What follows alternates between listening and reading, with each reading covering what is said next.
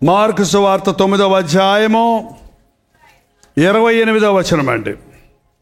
ఆయన ఇంటిలోనికి వెళ్ళిన తరువాత ఆయన శిష్యులు మేమెందుకు ఆ దెయ్యమును వెళ్ళగొట్టలేకపోతామని ఏకాంతముగా ఆయన అడిగిరి. అందుకు ఆయన ప్రార్థన వలననే, అక్కడ 2వ నెంబర్ వేసి కింద రాశాడు చూడండి, ఉపవాసము వలననే. ప్రార్థన ఉపవాసముల వలనే కానీ మరి దేని వదలనైనను ఈ విధమైనది వదిలిపోవుట అసాధ్యము. ఏంటండి? ప్రతి దానికి మందు ఉపవాస ప్రార్థన.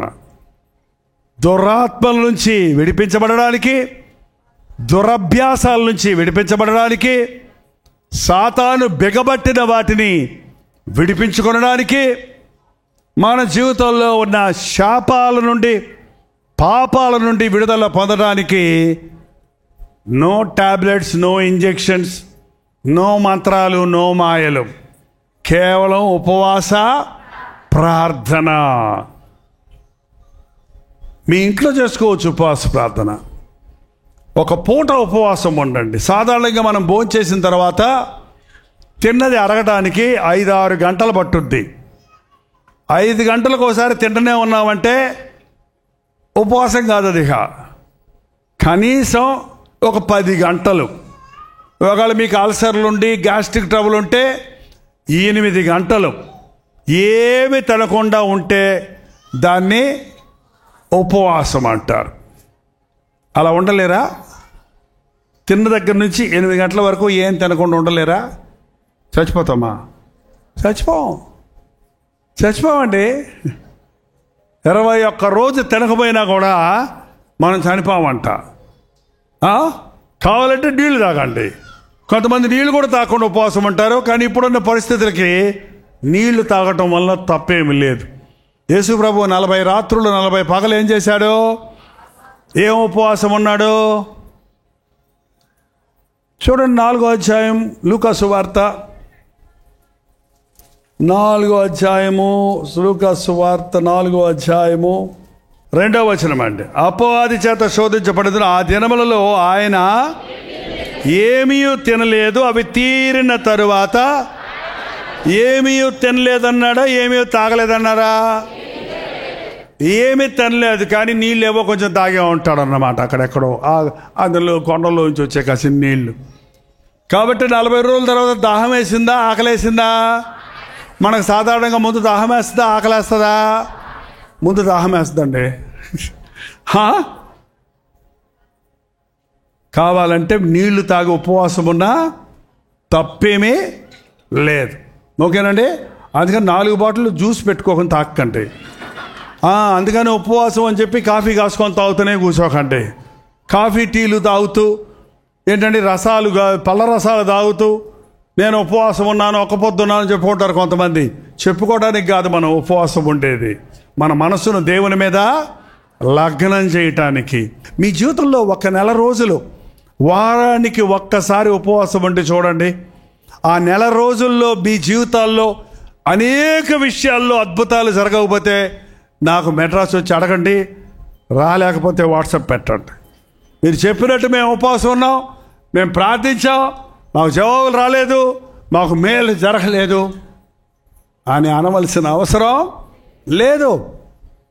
నీ భర్త మారాలన్నా, మీ బిడ్డలు మారాలన్నా, మీ పరీక్షల్లో పాస్ అవ్వాలన్నా, మీ అప్పులు తీరాలన్నా, మీకు గర్భఫలం కలగాలన్నా, మీకు ఉద్యోగం కావాలన్నా, మీకు ఉన్న పోరాటాల్లో, శత్రుత్వంలో ఏంటంటే చాలామంది ఆస్తుల విషయంలో వాళ్ళకి రావాల్సిన ఆస్తి అన్యాయంగా పోతుంది. వాళ్ళు ఎన్ని కోర్టులకు ఎక్కుతున్నారు, ఎన్నిసార్లు లాయర్ల దగ్గరికి వెళ్తున్నారు, కానీ న్యాయం జరగటంలా. కానీ నాకు మొర్రపెట్టు, నేను నీకు ఉత్తరం ఇస్తాను.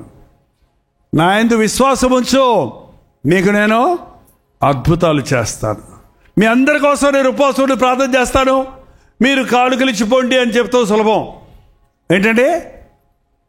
కానీ మీరు ఉపవాసం నేర్చుకుంటే మీ సమస్యలన్నిటికీ ఎప్పటికప్పుడు పాస్టర్ గారు అని ఫోన్ చేయక్కర్లేదు, నువ్వు సీసా తెచ్చుకోక్కర్లేదు, నీవే నీ దేవునికి మొరపెట్టుకోవచ్చు. దేవునికి నీ నరులకు నువ్వు మధ్యవర్తి ఒక్కడే అని మా పాస్టర్ గారు. మీ పాస్టర్ గారా? మా పాస్టర్ గారా? పాస్టర్ గారు కాదు, దేవునికి నరులకు మధ్యవర్తి ఒకడే ఆయన ప్రభు అయినా నా నామములో మీరు ఏం అడిగినా ఇస్తానన్నాడు. మీకు జ్ఞానము కొదువుగా ఉంటే నన్ను అడగండి, కానీ సందేహిస్తే ఏం దొరకదు. నీవు అడిగినా దొరకలేదంటే నువ్వు నమ్మకుండా అడిగావన్నమాట. విశ్వాసము లేకుండా దేవునికి ఇష్టడిగా ఉండటం అసాధ్యం. ఒకరోజు ఒక ఆమె ఇలాగ మీటింగ్కి వచ్చిందటండి. విశ్వాసాన్ని గురించి వాక్యం వినింది. ఆవగింజంత విశ్వాసం ఉంటే ఈ కొండెళ్ళి సముద్రంలో పడిపోద్ది అని ప్రసంగం విని ఇంటికి వెళ్ళి ప్రార్థన చేయటం మొదలుపెట్టిందంట. ఆమె ఇంటి ముందు ఈ దెబ్బలాగా ఆ మున్సిపాలిటీ వాళ్ళు మట్టి కొట్టేసి గుమ్మ ముందు వేసారంటండి. అది తీయటం లేదు ఎవరు అంట. సేమేమో ప్రార్థన చేసిందంట, ప్రభా ఈ దెబ్బెలపై కాళ్ళ పడిపోవాలి, ఈ దెబ్బెలపై కాళ్ళ పడిపోవాలి, ఈ దెబ్బెలపై కాళ్ళ పడిపోవాలి, ఈ దెబ్బెలపై కాళ్ళ పడిపోవాలి అని పొద్దున్న దాకా ప్రార్థన చేసిందటండి. పొద్దున్నే ప్రార్థన చేసి తలుపు తీసిందంట, దెబ్బ అక్కడే ఉందంట. ఆమె అందంట, నాకు ముందే తెలుసు ఇది పోదని. ఇది పోదని అంటే ముందే తెలుసు అంటే విశ్వాసంతో చేసిందా? పోదలే దెబ్బెలపై కాళ్ళపడి, అదెట్ట పోదలే దెబ్బెల్లి పోదలే చూద్దాంలే, దెబ్బెలపై కాళ్ళపడబడి నిజంగా దేవుడు అయితే చూపిద్దాం చూద్దాం, దెబ్బెలపై అదెట్ట కుదరదు. నమ్మటం అనేది ఇంకా అవిశ్వాసం, అందులో చోటు లేదు మనకు. అందుకే అడుగుతున్నాం, ప్రార్థన చేస్తున్నాం, జవాబు రాలేదు అంటున్నాం. విశ్వాసంతో ప్రార్థన చేయటం లేదు, విశ్వాసంతో ప్రార్థన చేయటం లేదు. జార్జ్ ముల్లర్ అనే ఒక దైవజనుడు ఒక షిప్లో, ఒక ఓడలో ఒక దేశానికి వెళ్తున్నాడంటే ప్రసంగానికి. ఆ రోజుల్లో ఓడల్లోనే వెళ్ళేవాడు. అక్కడ మంచు అడ్డం వచ్చేసింది గట్టిగా, సముద్రం గట్టగట్టిపోయింది. ఆ ఓడ నావికుడు ఓడ ఆపేశాడు. ఆపేస్తే ఏంటయ్యా ఆపేసావు, తెల్లారితప్పటికి నన్ను దేవుడు ఆ చర్చిలో ప్రసంగం చేయమన్నాడు, నేను వెళ్ళాలి అంటే ఆయన అన్నాడంటే నన్ను చేయమంటారండి, ఎదురుగుండా మంచు గడ్డగట్టేసింది, అది దాటి వెళ్ళలేమో, అది గుద్దుకుంటే ముఖలైపోద్ది ఓడ అంటే ఆయన అన్నాడట ప్రార్థన చేద్దాం అన్నాడంట. ఆ రోజుల్లో ఓడ నావికులు కూడా ప్రభువుని నమ్ముకున్నోళ్లే. సో ఇద్దరు కలిసి ప్రార్థన చేసి, ప్రభా నీ సేవకుడిని నీ ఓడలో ఉన్నానని నీకు తెలుసు, రేపు నీవు ఆ మందిరంలో నువ్వు వాక్యం అందించమన్నావు, నీ పని మీద వెళ్తున్నాను, సాతాను పెట్టే ఆటంకాలు నీవు తొలగించినందుకు నీకు వందనాలు, ఆమేన్, నడిపోయా అన్నాడంట. నడిపోయా అంటే అన్నాడు, చూసి వస్తాను, నువ్వు చూడొద్దురా బాబు, నువ్వు చూడొద్దు, మళ్ళీ దేవుని నువ్వు శోధించొద్దు, నువ్వు కదుపు. కదిపితే ఏమీ లేదు అక్కడ, మంచు సాఫీగా ప్రయాణం సాగింది. ఆయన అనుకున్న సమయానికి చేరాడు. ఆ రోజు అక్కడ ఇచ్చిన వర్తమానంలో 1000 మంది రక్షించబడ్డారు. నమ్ముట నీ వల్ల అయితే నమ్ము వారికి సమస్తము. మనకేదైనా జరగలేదంటే అది దేవుని తప్పు కాదు, మన అపనమ్మకం. మనకేదైనా జరగలేదంటే మనకు విశ్వాసము లేదు. ఇవాళ విశ్వాసులు అని చెప్పుకుంటారు ప్రభువుని నమ్మినోళ్ళు, కానీ విశ్వాసం లేదు. ఈ తరము వారు విశ్వాసము, విజ్ఞానం పెరిగి కొలదండి విశ్వాసం తరిగిపోతుందంట. చిన్నపిల్లలప్పుడు విశ్వాసం ఉంటుంది పిల్లలకి, మనం ఏం చెప్తే అది నమ్ముతారు. కొంచెం పెద్దవాళ్ళయ్యాక మీరు చెప్పండి, చిన్నప్పుడు పాడతారు, చందమామ రావే జాబిల్లి రావే, మామ మామ మీ మామ చందమామ. నువ్వు పెద్దోడికి చెప్పు, బిఏ చెప్పు, అడుగురా మీ మామ చందమామ. ఎంతమంది నీకు ఏమన్నా పిచ్చా? అది మామ కాదు, గీమ కాదు. That is called moon, it is going around, డమ్ము డుమ్ము డుమ్ము డమ్ము అని చెప్తారు వాళ్ళు నీకు. వాళ్ళకి ఎక్కువ విజ్ఞానం వచ్చేసింది. ఇప్పుడు నువ్వు ఏది చెప్తుంది నమ్మరు. ఏంటండి, మనుషుడికి అన్నీ తెలిసిన తర్వాత దేవునికంటే నేనే జ్ఞాని అనుకుంటున్నాడు. అజ్ఞాని. నీకు తెలిసిందే చాలా తక్కువ. దేవును అనంతమైన జ్ఞాని. ఎలాంటి జ్ఞానం అండి? అనంతమైన జ్ఞాని. నిన్ను నన్ను సృష్టించినప్పుడు దేవుడు తన ఆకారంలో తన స్వరూపంలో చేసుకున్నాడు. నిజంగా మీరు ఎప్పుడైనా ఆలోచించారో, నేను చాలాసార్లు ఆలోచించి నవ్వుకుంటుంటాను. దేవుడు ముక్కు గనక ఇక్కడ పెట్టున్నాడు అనుకోండి, ఇక్కడ ముక్కు పెట్టాడు అనుకోండి, మనం తిన్నప్పుడల్లా ఇక్కడ వాసన చూపించి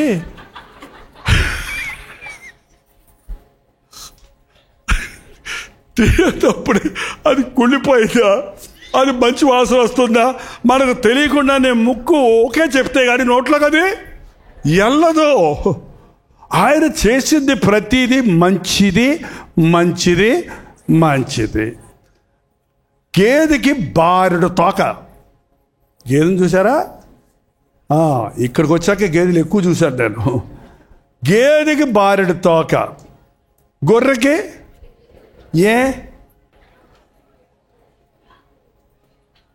గేదెకి మీద దోమలు వచ్చి కుడుతున్నప్పుడు తోక తీసుకొని వేస్తుంది ఒకటి.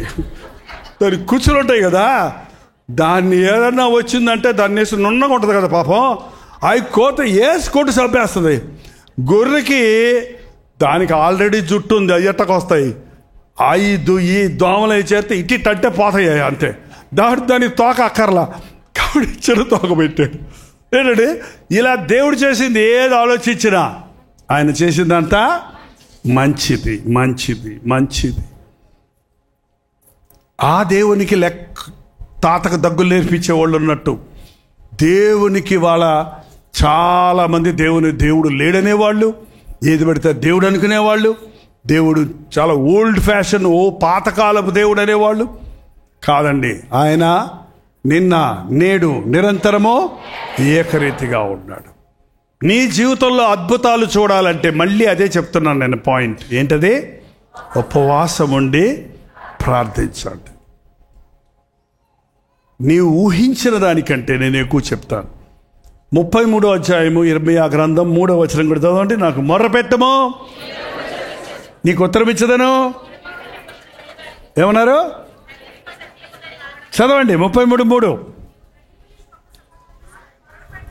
నాకు మొరపెట్టము నేను నీకు ఉత్తరం ఇచ్చదను, నీవు గ్రహింపలేని గూఢమైన గొప్ప సంగతులు నీకు. అబ్బా, దేవునికి మొరపెడితే నీకు అర్థం కానివన్నీ అర్థమయ్యేటట్టు చేస్తాడంట. నువ్వు ఊహించని కార్యాలు నీకు జరిగిస్తాడంట.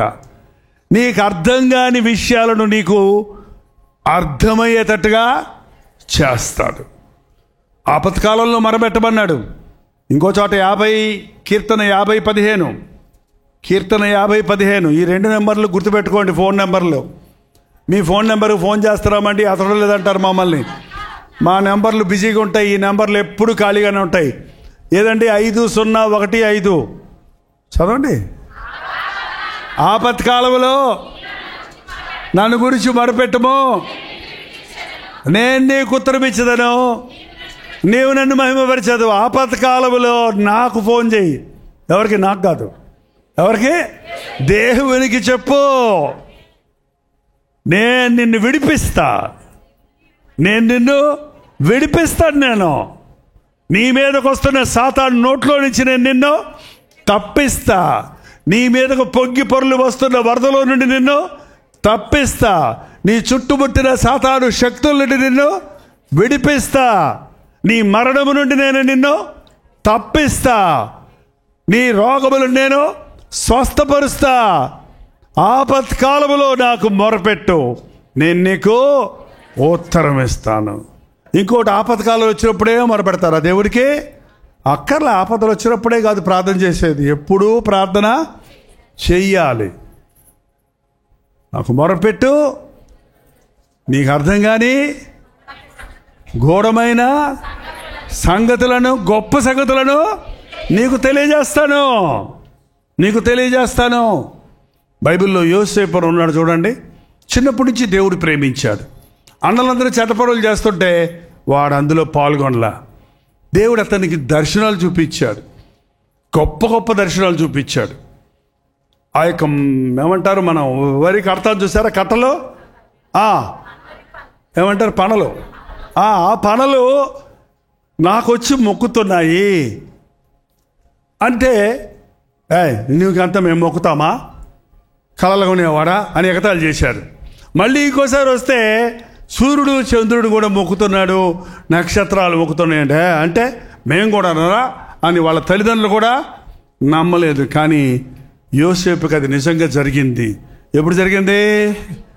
ఐగుప్తులోకి వెళ్ళినప్పుడు ఏ అన్నలైతే తాళ్లతో కట్టి గుంటలో పడేసి అమ్మేశారో అదే అన్నలు సంచులు పట్టుకొని అన్నదాతగా ఉన్న యోసేపు దగ్గరకు వచ్చి అడుక్కు తినే స్థితిలో వచ్చి నిలబడ్డప్పుడు, వాళ్ళకి నమస్కారం చేస్తూ నిలబడ్డప్పుడు దేవుడు అప్పుడే చూపించిన ఆ గూఢమైన సంగతులు అక్షరాల నెరవేరాయి.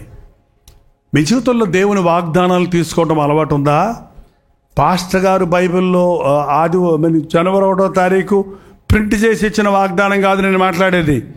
మీ మట్టుకు మీరు వాక్యాన్ని చదువుతున్నప్పుడు దేవా నాతో మాట్లాడు అని చదివితే దేవుడు మీతో మాట్లాడతాడు, మీకు మాట ఇస్తాడు.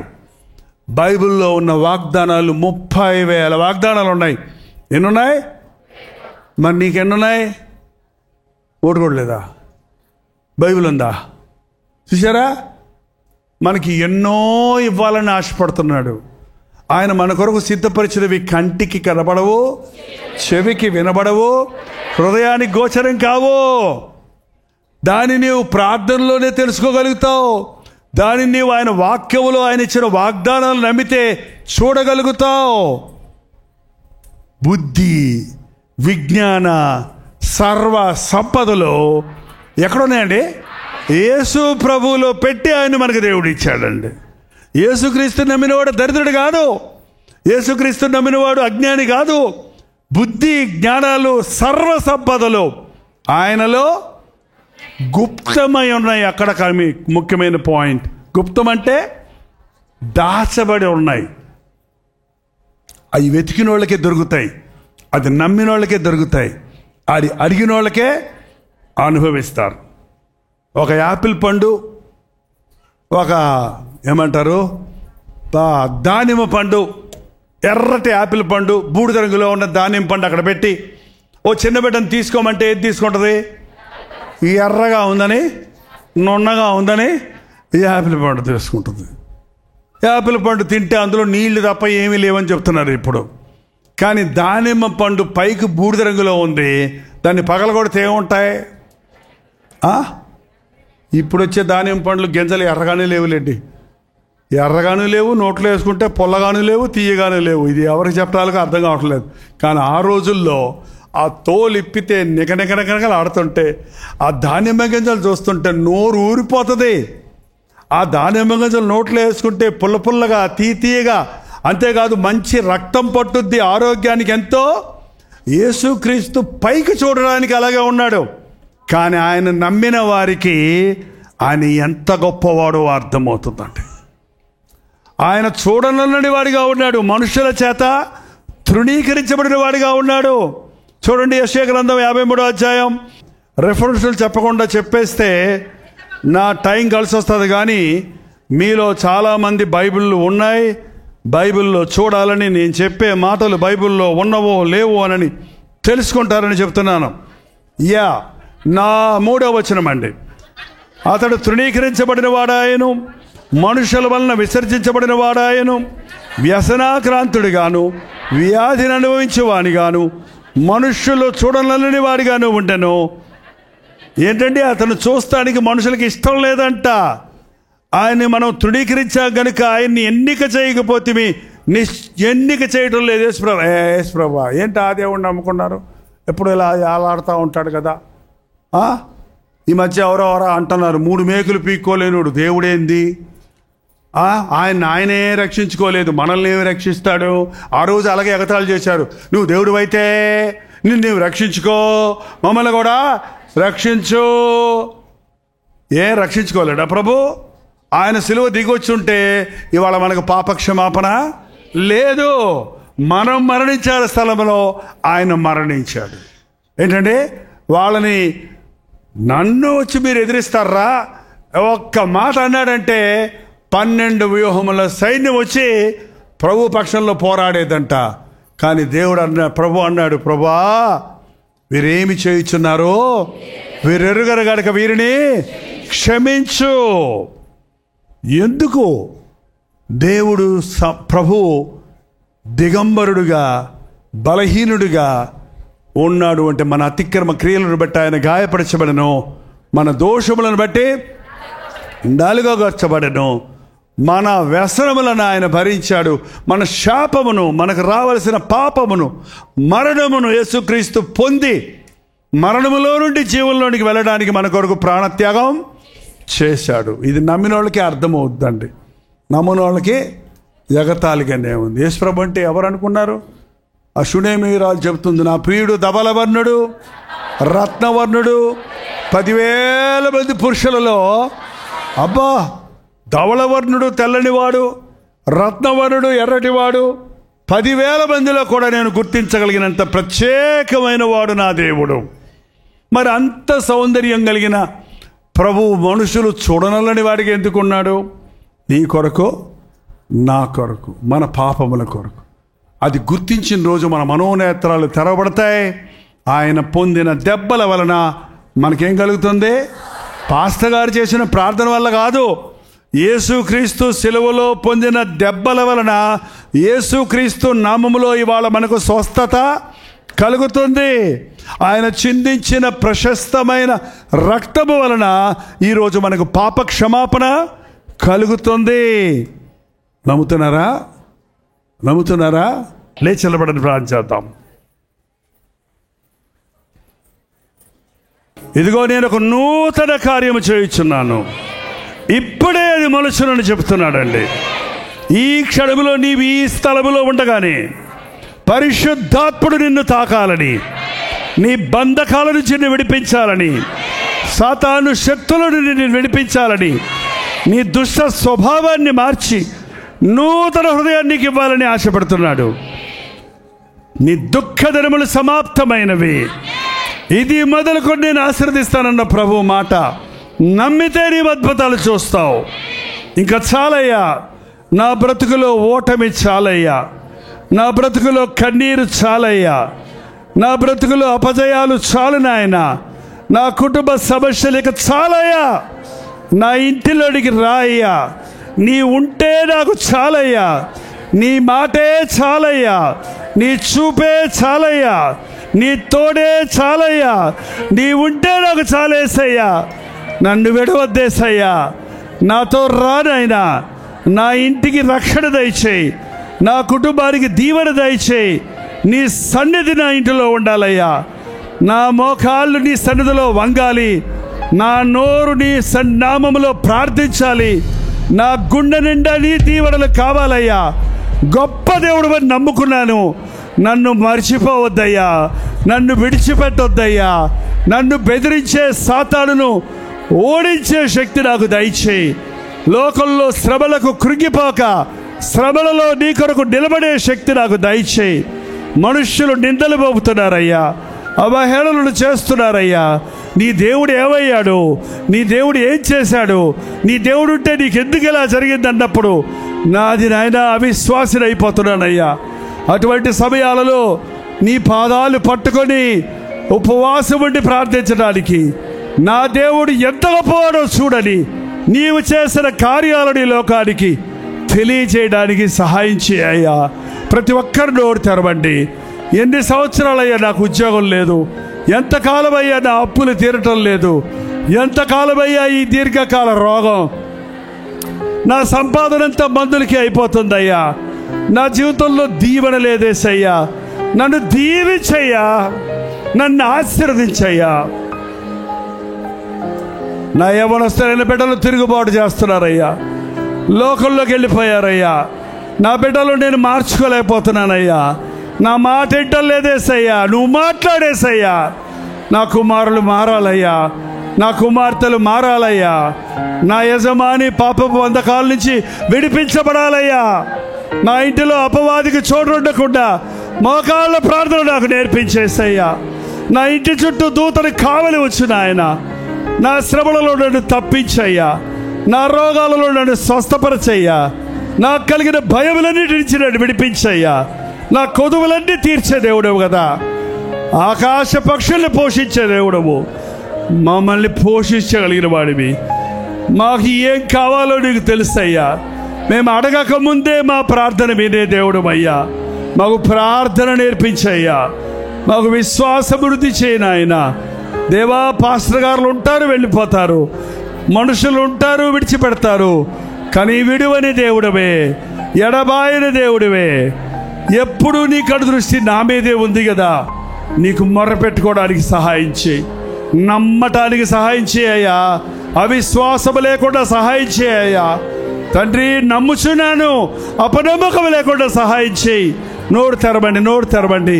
ఇంకా నాకు పిల్లలు పుట్టరంట అనే తలంపు తీసేయ్యా. మనుషులకు అసాధ్యం, డాక్టర్లకు అసాధ్యం, కానీ నా దేవునికి అసాధ్యమైంది ఏది లేదు. నా కుటుంబం ఎక్క కట్టబడదు. నా భర్త నన్ను విడిచిపెట్టేశాడు. నా భార్య నా మీద కేసులు పెట్టింది. మా జీవితాల్లో వేదన మిగిలిందని కృంగిపోతున్న వారిని ఈ సమయంలో నాజరేయుడైన యేసుక్రీస్తు నామములో విడుదల చేయుచున్నాము నాయన. కుటుంబములను విడగొట్టే సాతాను శక్తులను నీ నామములో బంధిస్తున్నామయ్యా. ప్రేమను పుట్టించే, ఐక్యతను కలిగజేసే పరిశుద్ధాత్మతో మా కుటుంబాలను దీవించుము నాయన. మా యవ్వనస్తులైన బిడ్డలకు తెలివిచ్చావు, జ్ఞానమిచ్చావు, చదివిచ్చావు, అందమిచ్చావు, బలమిచ్చావు తండ్రి. వారు వాటిని చూసుకొని లోకంలో తిరుగుతున్నారే. అయ్యో, సాతాను చేతుల్లో చిక్కుకున్నారే. అట్టి వారికి విడుదల కావాలయ్యా. దేవా, ఈ సంఘములో ఉన్న ప్రతి కుటుంబంలోని ప్రతి యవ్వనస్తుడు నీ కొరకు బ్రతకాలయ్యా. ఈ సమూహంలో ఉన్న ప్రతి యవ్వన బిడ్డను దర్శించు నాయన. ఇప్పటికే దురభ్యాసాలకు బానిసల వారు ఉంటే, డ్రగ్ అడిక్ట్స్గా ఉంటే, ఫోన్కి బానిసలైపోయిన వాళ్ళు ఉంటే, దురభ్యాసాలతో నింపబడి ఉంటే, అట్టి వారిని రాత్రి నజరేయుడైన యేసుక్రీస్తు నామములో విడుదల చేయించున్నాము నాయన. త్రాగుబోతులను నజరేయుడైన యేసుక్రీస్తు నామములో విడుదల చేయించున్నాము నాయన.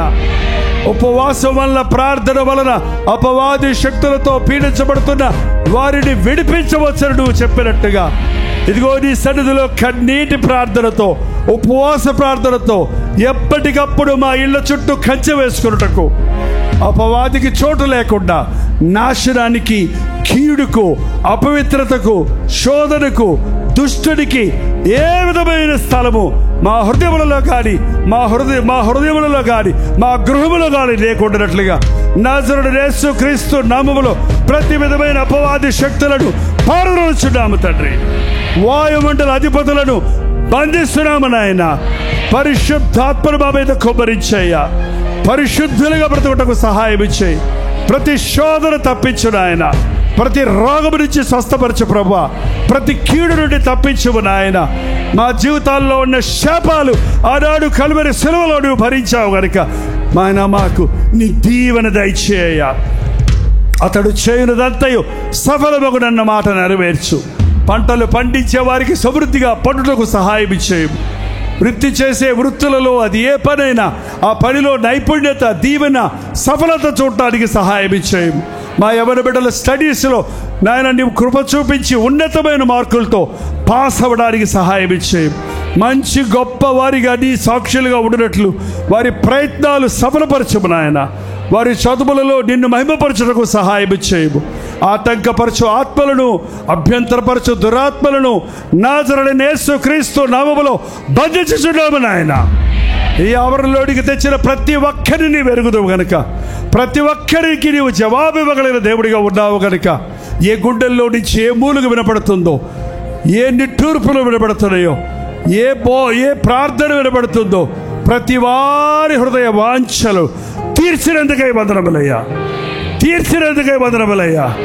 మేము అడక్కముందే మా కొరకు అన్ని సిద్ధపరిచిన గొప్ప దేవా, ఇంత గొప్ప దేవుడు నా దేవుడిగా ఉన్నావు, నీకు వందనములయ్యా. ఆ కృతజ్ఞత మాకు దయచేయి నాయన. అంతవరకు నమ్మకంగా ఉండడానికి సహాయం ఇచ్చేయి. రోజు నీ వాక్యం విని ప్రార్థించుకునేవారిగా, నీ సన్నిధిలో నీ సాక్షులుగా బ్రతుకు వారిగా ఉండుటకు కూడి వచ్చిన ప్రతి ఒక్కరిని దీవించము. తిరిగి వెళుతుండగా ప్రతి ఒక్కరికి క్షేమమైన ప్రయాణాలు దయచేయము. నిశ్చితమైతే నీ రాకడ, ఆలస్యమైతే మరల మేము కలుసుకోవడానికి అవకాశాలు అనుగ్రహించమని యేసు క్రీస్తు నామములో అడుగుచున్నాను తండ్రి, ఆమేన్. మన తండ్రి అయిన దేవుని యొక్క ప్రేమయు, కుమారుడైన క్రీస్తు యొక్క కృపయు, ఆరాధనకర్త అయిన పరిశుద్ధాత్మ యొక్క సహవాసమును కూడి వచ్చిన మనందరికీ ఇప్పుడును సదాకాలమును లైవ్లో వీక్షిస్తున్న వారికి తోడై ఉండును గాక. ఆమేన్, ఆమేన్, ఆమేన్.